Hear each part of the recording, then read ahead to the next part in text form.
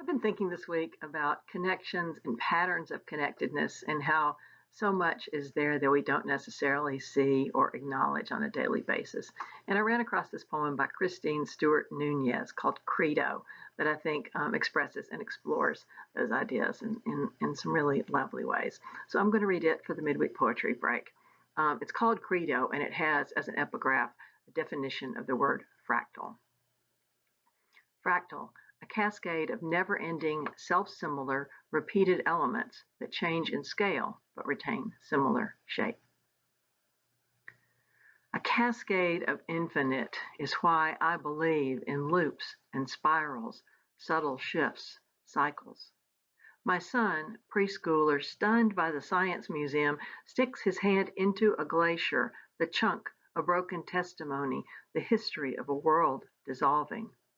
Cold! It's cold, and it's melting. Look right here, he says. Similarities of self astonish.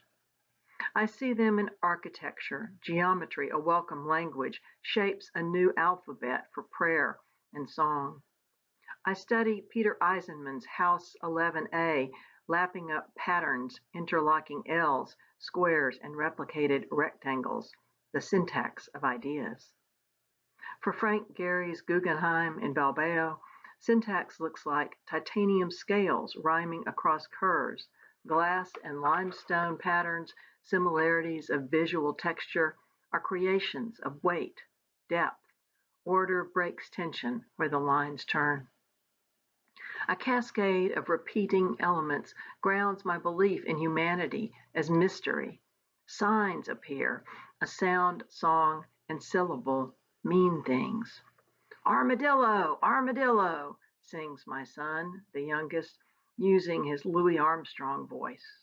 Grit gives way to twang, and twang turns into hard rock screams. He's an oracle at 4 years old, an armor-clad mammal, his muse. My oldest son speaks in code, echolalia, a symptom of a seizure-besieged brain. When he utters no and no and no and no, then I don't know, I don't know, I don't know. I listen for a divine voice revealed. Cascades changing in scale, not shape, is why I trust weight, depth, height materials, and thingness.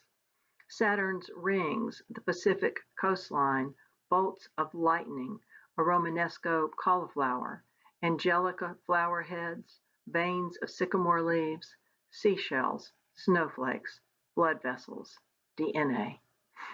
A range and scope of fractals inspire awe, a cascade of never-ending wonder at both connections and aberrations, as well as places of perfect order and broken patterns.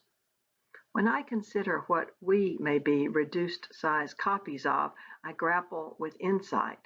It hovers in physics and biology, the shapes of letters, the magic of new languages, the mystery of cells and synapses, the music of my son's voices, the geometries of buildings and trees.